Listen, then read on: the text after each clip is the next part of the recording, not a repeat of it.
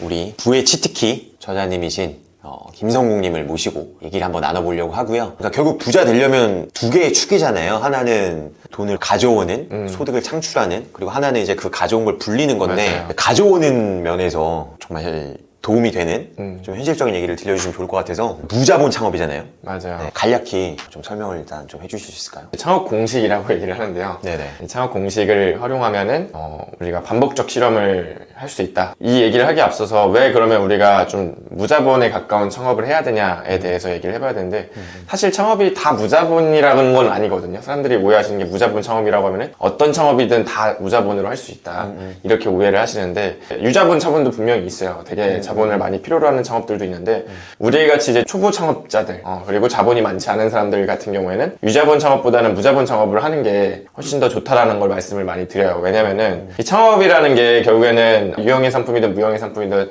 소비자에게 뭔가를 세일즈하고 그거의 대가로 이제 돈을 받는, 거래를 하는 일이잖아요. 근데 우리가 살면서 근로소득으로 이제 회사에서 돈을 받는 건 해봤지만, 내가 뭔가를 만들어서 또는 무형의 서비스를 만들어서 사람들한테 제공해보고 거기에 돈을 받는 행위 자체를 해본 경험이 거의 초중고 대학교까지 성인이 될 때까지 단 한 번도 없단 말이에요. 그렇다 보니까 그런 감정 영역들, 사람들이 정말 어떤 거에 돈을 지불하고 어떤 걸 필요로 하는지에 대한 감정 영역들이 되게 낮아요. 사람들이 떨어진다. 그래서 처음 창업하는데 나 이런 거 만들면 되게 사람들이 필요로 하고 돈을 많이 지불할 것 같아 라고 가설을 세우고, 막상 실제로 만들어가지고 소비자한테 제공해보면 대부분은 사람들이 필요로 하지 않는 제품일 가능성이 높다는 거죠. 그래서 제가 이제 많이 말씀드리는 게, 처음 창업하는 사람들이 세운 가설, 이런 것들을 만들어서 사람들에게 제공하면 팔릴 것이라는 그 가설이 실제로 맞을 가능성은 저는 3% 정도라고 생각을 해요. 3%. 그 이유가 실제로 이제 창업하신 분들 폐업률 같은 거 보면은 막 5년 내 폐업률 하면은 거의 90% 폐업하고 10%만 살아남는다. 근데 그 10%마저도 처음 아이디어로 살아남은 게 아니라 이제 피버팅이라고 하는데 아이디어를 계속 바꿔가다가 살아남은 거란 말이에요. 그래서 3% 확률인데, 대부분 창업하시는 분들이 실수를 많이 하시는 게 이 3% 확률에 거의 많은 자본을 막 배팅 하시는 거예요. 1억 원의 돈도 투자하고 제품 만드는데 1년의 시간이라는 것도 투자하고. 근데 이제 막 그렇게 하면 97% 망할 가능성이 있는 거죠. 왜냐면은 그 아이디어, 가설이 실제 시장에 먹힐 가능성이 3%밖에 안 되니까. 그래서 이제 제가 책에서 많이 담고 있는 창업 방법론은 이제 리스크가 없는 창업 방법론인데, 자본도 500만 원 이하로 들어가고, 그리고 실험의 기간도 막 1년 동안 제품 R&D를 해야 되는 게 아니라 한 달에서 한 달 반 정도 원사이클 실험, 이렇게 해서 가설을 검증해보는 방법론을 교육하고 있어요. 그렇게 하면은 3% 확률에 계속 여러 번 베팅을 할 수가 있는 거예요. 한 달마다, 한 달 반마다 반복적 베팅을 하고, 예를 들어서 뭐 1년에 한 10번 이상의 실험을 한다? 라고 했을 때 그 중에 한 번 정도는 이제 실제로 소비자가 반응을 보이는 그런 가설들이 있을 거고, 거기서 이제 돈을 벌 수 있는 그런 기회들을 만들 수가 있는 거예요. 알겠습니다. 대표님이 지금 32살이시잖아요. 되게 젊은 편인데, 첫 창업을 언제 하신 거예요? 제가 본격적으로 창업한 건 27살 학원 창업을 먼저 이제 시작을 했어요. 네. 학원 창업. 네. 그게 이제 첫 창업이신 걸로 볼 수가 있는 거예요? 맞아요. 네. 학원은 뭐 어떤 걸 가르쳐요? 대전에서 이제 초중고학생 코딩 학원을 운영하고 있어요. 27이면은 이때 학생이세요? 대학원생이었어요. 대학원 생활 끝날 때쯤에 이제 창업을 했습니다, 제가. 사실 이제 대학원 가게 된 스토리도 창업하고 관련이 있는데, 제가 23살에 창업을 해야겠다라고 그때부터 생각해서 전역을 했는데, 사실 한 5년을 창업을 못했어요. 그냥 스타트업 가서 배우고 이런 데만 5년의 시간을 걸렸고, 학부 졸업할 때쯤 되니까 창업을 이제 본격적으로 해야 될 것 같은 느낌이 드는 거예요. 주변 친구들은 또 대기업 가고 다 취업하고 이러는데, 저만 이제 그냥 덩그러니 놓여있는 느낌이 들더라고요. 그래서 이제 본격적으로 진짜 제대로 한번 창업해야겠다 하는데, 그래도 무서워서 못하겠더라고, 그 상황에서. 오히려 다른 창업회사들에 들어가서 일을 해봤잖아요. 그러다 보니까 더 무서워졌던 것 같아요. 왜냐면 창업이라는 게 진짜 쉽지 않구나. 되게 성공하기 어렵고, 그리고 돈도 엄청나게 많이 실제로 소진이 되고, 제가 그때 일하면서 막 그래도 창업한다고 해서 자본금 모아야지 해서 한 2천만 원 정도 모았었는데, 2천만 원이면 사실 창업한다고 했을 때 한 달이면 그냥 쑥 나가는 돈이거든요, 실제로. 그래서 그런 게 너무 두렵더라고요. 그래서 어떻게 보면 도피성으로 제가 대학원을 갔었어요. 조금 그 유예 기간을 좀 더 연장하자. 대학원 가면 저에 대한 명분이 좀 생기잖아요, 이게. 바로 창업하지 않아도 된다는. 근데 또 대학원 끝나는 시점이 되니까 또 이제 진짜 무섭더라고요. 그렇게 몇 년을 창업을 목표로 해왔는데도 이게 어렵더라고요. 이제 절벽에 놓여 있는 거예요. 대학원도 끝나가니까 도망칠 데가 없는 거죠. 그래서 이제 그때 했던 게 이제 학원 창업이었던 건데, 왜 학원 창업을 했냐면은 좀 더 바로 돈을 벌 수 있을 것 같다는 느낌이 들었었어요. 그러니까 장사에 가깝잖아요. 학원은 뭔가 스타트업 같은 이런 사회를 혁신하고 엄청나게 글로벌한 비즈니스를 하고 이런 거라기보다는 바로 이제 어떻게 보면 돈을 벌 수 있는 비즈니스라고 생각해서, 그래서 이제 학원을 선택했던 거죠. 누구나 다 그러니까 자기 사업을 하고 싶은 맞아요. 꿈이 있고, 맞아요. 그럼 처음 딱 시작할 때 결국 아이템이잖아요. 내가 뭘 할 수 있을까? 근데 대부분 이제 그게 없어서 못 하는 건데, 이걸 코딩을 할 줄 아시니까 그걸로 이제 첫 시작을 한 거네요. 그죠. 그럼 이제 뭐 창업비도 들었을 거 아니에요? 대부분 학원 창업하면은 네. 최소 못해도 한 1억 이상은 들어간다 이렇게 생각하시냐면, 학원도 있어야 되고 이런 것들을 해야 되니까, 분명 학원 사업을 하면은 돈은 바로 벌 수 있을 것 같아요. 왜냐면 원비를 받고 이러니까. 근데 막상 생각을 해보니까 이거를 창업하려고 하면 또 너무 리스크가 들어가는 거예요. 막 5천만 원, 1억 정도 학원 사업장 빌리고 월세도 나가지. 그래서 그때도 진짜 막 엄청나게 고민을 했어요. 그러다가 일단은 학원 사업장을 먼저 구하기보다 내가 교육하려고 하는 이 교육 상품이 있잖아요. 그때 이제 대전에는 코딩 교육 학원이 거의 없었어요. 그리고 이미 서울에서는 대치동에서 막 좀 핫한 상황이었어요. 공교육에 뭐 코딩 들어간다, 이제 코딩 다 아이들도 배워야 된다 막 이러면서. 이게 그럼 2017년도 그죠, 그때쯤이죠. 그래서 제가 학부모님들한테 한번 설명해봐야겠다 생각했던 게, 대치동에선 이미 지금 엄청 핫하다, 그 커리큘럼을 대전에 최초로 우리가 가져와서 교육을 하는 거다라고 해서 학원을 사업장을 안 구한 상태로 설명회를 먼저 열었어요. 이런 공간을 하루 빌려가지고 설명회를 열었고, 그 설명회를 홍보하려고 막 이제 아파트 밑에 가가지고 이제 전단지 붙이고 온라인 맘카페 같은 데 들어가서 이제 홍보하고, 우리 코딩이 뭔지도 알려드리고 우리가 하려고 하는 교육도 뭔지 알려드릴게요 하면서 이제 학부모님들을 모집을 했던 거죠. 그래서 한 4-5번 정도로 그렇게 설명회를 먼저 했어요. 그렇게 하고 나서 이제 전화를 해서 제가 이제 본격적으로 이제 이런 교육을 하려고 하는데, 스터디룸에서 아이들 그룹 스터디부터 시작해 보려고 한다 했는데 5명 정도가 그룹가에로 모였었어요. 그래서 처음에는 그냥 이런 이제 공간을 시간당 얼마 해가지고 빌려서 이제 그룹 스터디로 시작을 했던 거죠. 그러다 보니 리스크가 거의 없게끔 시작을 했죠, 사실은. 근데 이제 학생들이 계속 조금씩 그룹 스터디에 늘어나서 처음에 5명, 10명, 15명 이렇게 늘어나서 어느 정도 이제 확신이 생기더라고요. 이미 사업장을 구하더라도 월세 이상의 원비를 받고 있는 상황이니까 이제 사업장을 차려도 되겠구나 해서, 그때 엄청 저렴한데 월세 거의 70만 원? 엄청 작은 데였어요. 근데 거기는 6개월 만에 거의 이사를 바로 했고 학생 수가 계속 늘어나가지고, 그래서 그런 방식으로 했기 때문에 굉장히 저는 이제 리스크 없는 방식으로 창업을 한 케이스죠, 어떻게 보면은. 그럼 그게 이제 뭐 예를 들어 대치동에서 이제 코딩 이게 유행을 해. 네. 그럼 내가 이제 대전에 가져와야겠다. 그럼 코딩 교육을 할 줄 알아야 되잖아요. 그럼 이제 그건 내 안에서 가져오는 거고. 그죠. 그런 역량이 저는 있었기 때문에 이제 그걸 한 건데, 다른 분들도 본인의 코어 역량이 뭔가 있다면은 그런 걸 활용하시는 것도 괜찮고, 근데 뭐 제가 했던 창업 사례 중에 꼭 역량이 뭐 엄청나게 특정 영역에서 전문성이 있어야만 하는 창업이 아닌 것도 되게 많아요, 실제로. 그래서 그런 방법론들을 이제 많이 교육을 하고 있고, 책에도 많이 그런 내용을 녹여놨다라고 보시면 될 것 같아요. 그럼 처음 딱 할 때 아이템 찾는 노하우가 있을까요? 이런 질문을 되게 많이 해요. 창업이라는 게 아이디어가 있어야 된다는 얘기를 진짜 많이 한단 말이에요. 근데 제가 많이 말씀드린 것 중에 하나가, 창업을 할 때 가장 먼저 지워야 되는 단어가 아이디어라는 단어라고 얘기를 해요. 왜냐면 아이디어라는 단어 자체가 뭔가 독창적인 거를 내포하고 있잖아요. 그러니까 뭔가 세상에 없는 거, 남들이 하지 않았던 뭔가의 진짜 새로운 거, 이런 걸 내포하고 있다 보니까 거기서부터 이미 창업할 수 있는 허들이 생겨버려요. 근데 저는 제가 항상 말씀드리는 게 뭐냐면은, 제가 지금 10번 이상의 뭐 다양한 산업에서의 창업들을 해봤는데 거의 5년간? 근데 이제 그 과정에서 단 한 번도 세상에 없는 아이디어로 창업해본 적이 없어요. 그러니까 독창적인 아이디어로 창업해본 적이 없다는 얘기예요.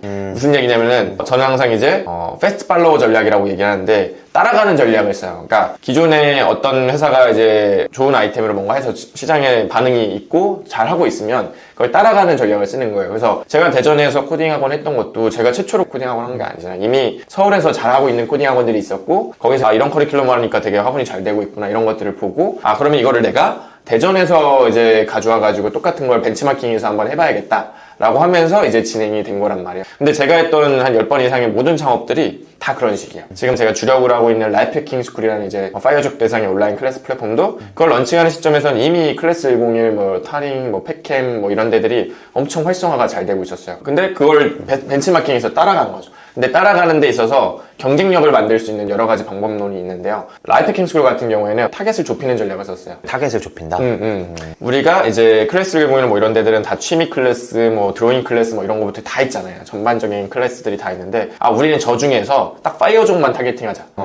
근데 이제 이렇게 타겟을 좁히면 단점은 뭐냐면 시장이 작아지죠. 저희가 벌 수 있는 돈의 규모가 달라지는데, 근데 좁힘으로써 장점이 더 많아요. 처음에는. 왜냐면은 경쟁력을 만들 수가 있어요. 최소한 이 파이어족들, 그러니까 돈에 대한 니즈가 있는 분들이나 이렇게 빨리 은퇴하고 싶은 분들을 위해서는 우리가 좀 더 많은 것들을 해줄 수가 있어요. 왜냐면 클래스 A1이나 뭐 타링이나 이런 데들은 파이어족만을 위한 서비스가 아니기 때문에 그들만을 위한 어떤 기능을 만든다든지 어떤 교육 프로그램을 더 디테일하게 만든다든지 이런 것들을 하는 게 불가능해요. 본인의 서비스 성격에 맞지 않으니까. 근데 저희는 애초부터 우리는 파이어족들을 위한 교육 플랫폼이에요. 이렇게 하면서 시작하기 때문에 이분들을 위한 더 좋은 기능들을 만들어줄 수 있고 잘 구성되어 있는 교육 프로그램 같은 것들을 구성해서 제공해 줄 수가 있는 거죠. 그런 부분에서의 이제 차별화가 생겼기 때문에 이제 지금 라이프킹스쿨이 어느 정도 자리를 잡았던 거죠. 근데 뭐 제가 했던 모든 비즈니스들이 다 독창적인 아이디어는 없었다라고 전 얘기를 해요. 그래서 저는 창업하시려고 하는 분들이 처음에 이제 그 아이디어를 구상할 때 세상에 없는 아이디어가 뭐가 있을까 이런 생각을 하면서 시작하는 게 아니라 이렇게 시작했으면 좋겠어요. 뭘 따라 해보지? 뭘 따라 할까? 뭘 따라하면 내가 좀 더 잘할 수 있을까?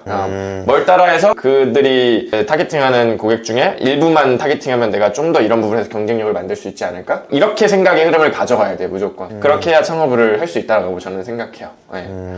뭘 따라해볼까? 네, 그죠. 근데 이제 대부분 창업하면 다들 되게 자꾸 독창적인 뭔가 세상에 없는. 그쵸. 근데 사실은 세상에 없는 게 없어요, 요즘에는. 너무 많이 나와서. 그쵸. 새로운 게 없죠. 그래서 잘 따라가는 게 가장 좋은 방법이고 근데 그 따라가면서 완전히 무슨 진짜 카피캣을 만들려는 얘기가 아니니까 거기서 이제 경쟁력을 만들 수 있는 차별화 포인트를 하나씩 주는 작업들은 필요하겠지만 기본 베이스는 뭔가를 따라가는 전략이 가장 이상적이고 그게 이제 특히나 처음 창업하는 사람일수록 그렇게 해야 돼요. 한 번도 해본 적 없는데 세상에 없는 걸 만든다? 이게 말이 안 되거든요. 그러니까 처음엔 다 모방을 해야 되잖아요. 창업 처음 하는 사람이 갑자기 독창적인 아이디어로 세상에 없는 걸 한다?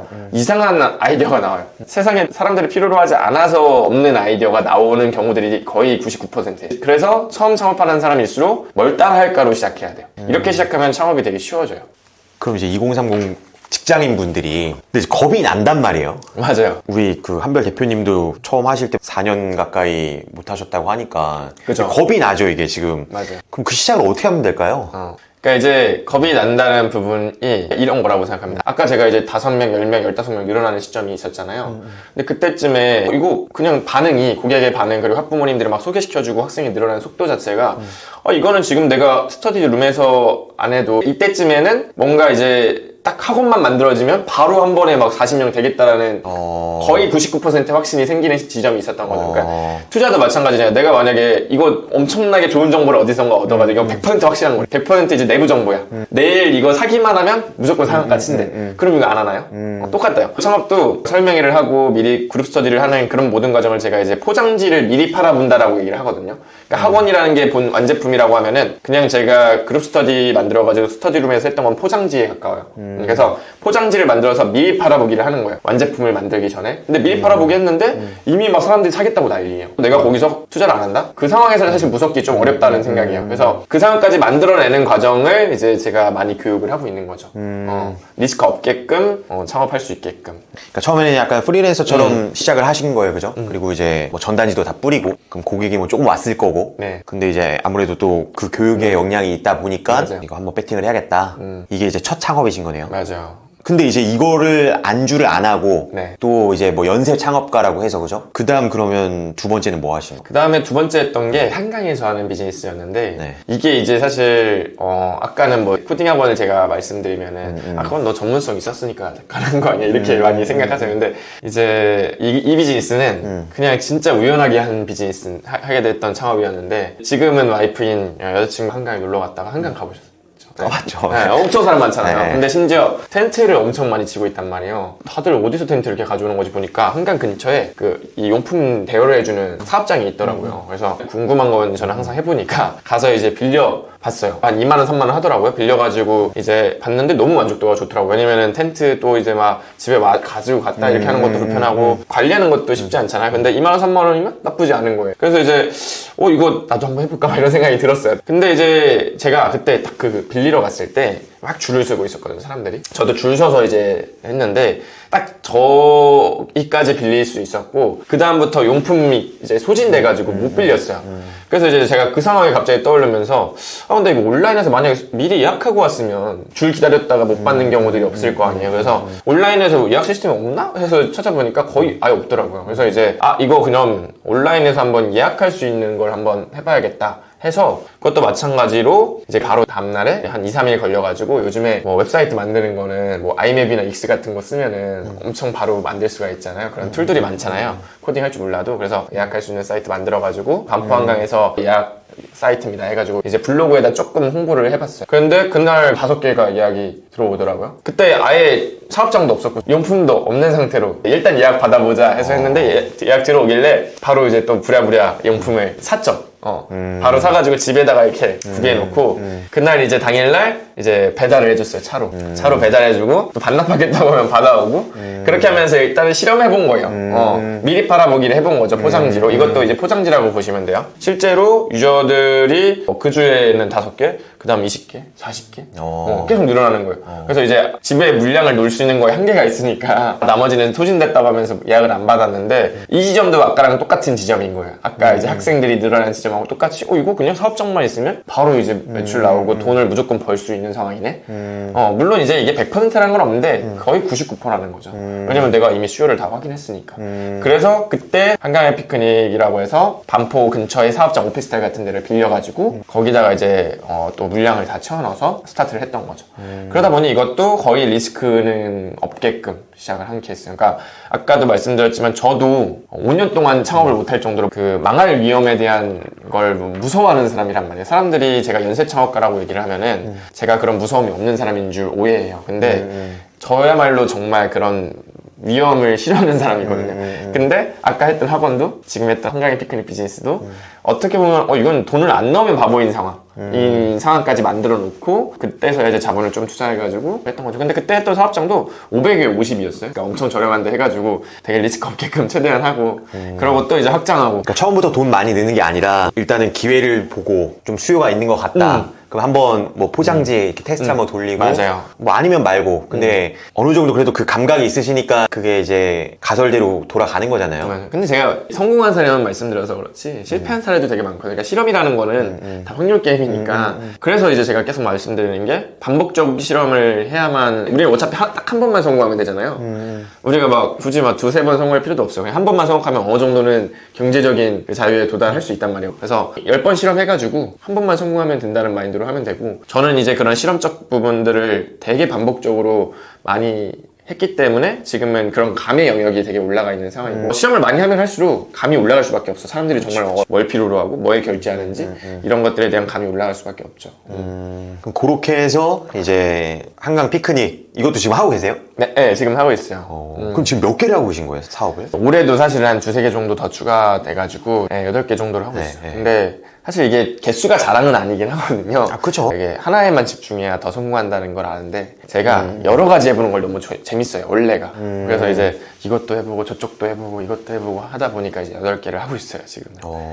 8개 어떻게 하지? 그럼 직원들도 많이 있으세요? 그죠. 지금 제가 방금 얘기했던 2개 사업은 다 위임되어 있어가지고 이제 거의 시간을 안 쏟아도 잘 워킹이 되고. 진짜 머릿속 되게 복잡하겠다. 제가 약간 그게 있는 것 같아요. 성인 ADHD가 있는 것 같아요. 제가 이렇게 여러 가지 하는 이유가 하나에 너무 빨리 질려하고 이거 하다가 갑자기 얘가 재미없어지면 갑자기 얘가 재밌어지고 여기 막 집중해서 하다가 또 이거 재미없어지면 얘가 갑자기 재밌어지고 이런 편이라서 제 성향상 그렇게 하는 건데 그래서 강점이 있는 게 저만큼 이제 다양한 시장에서 이렇게 제로투원을 해본 사람이 많지 않단 말이에요. 특히 제 나이에.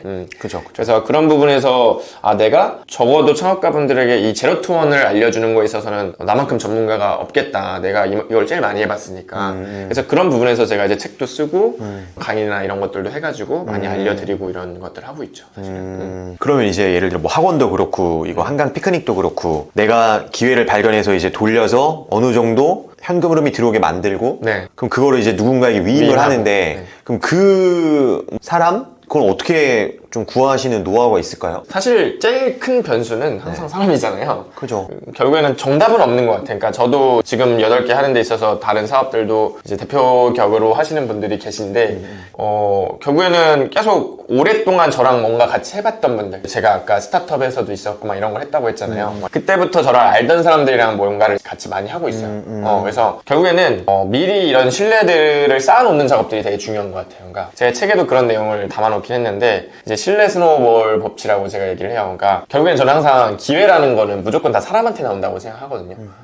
누군가가 갑자기 어떤 엄청나게 좋은 기회가 있어요. 뭔가 이걸 하면 돈을 벌 수 있다든지 성장의 기회가 있는데, 그때 대부분의 사람들은 사실 이걸 혼자 하기는 되게 두려워한단 말이에요. 그래서 이거 누구랑 할까 이렇게 했을 때, 이전에 나랑 뭔가를 같이 일해봤던 사람 중에 실력적인 신뢰를 줬던 사람들, 그리고 도덕적인 신뢰를 줬던 사람들을 떠올려서 전화를 해서 같이 하자 이런 제안을 한단 말이에요. 그래서 다 마찬가지인 게, 저도 20대 초반부터 제가 대외 활동들을 되게 많이 했어요. 창업을 해야겠다 하면서. 그때 제가 이제 어떻게 보면은 되게 신뢰를 어느 정도 만들어 놨던 게 다 스노우볼이 돼서 지금은 제가 다양한 사업들을 하는 데 있어서 기반이 된 거죠. 이분들이랑 같이 할 수 있는 기회가 되고. 그래서 그런 부분들이 이제 중요한 것 같아요. 갑자기 사람을 어디서 좋은 분들을 구할 수 있는 어떤 채널이 있다든지 이런 건 아니고, 그런 건 없고요. 제가 볼 때는 언젠간 이게 돌아온다라는 생각으로 계속 신뢰를 쌓아놔야 되는 것 같아요. 근데 또 불신도 마찬가지라고 생각하거든요. 내가 20대 초반에 맨날 버스 타고 이제 불신을 쌓아놨으면은 아마 지금 그게 다 업보가 돼가지고 제가 사업하는 데 있어서 다 방해를 했을 거라고 생각해요. 막 소문도 안 좋아지고 저에 대한 시장에서의 평가도 안 좋고 이랬을 것 같은데, 그때 당시에 신뢰가 되게 중요하다는 점을 알고 있어서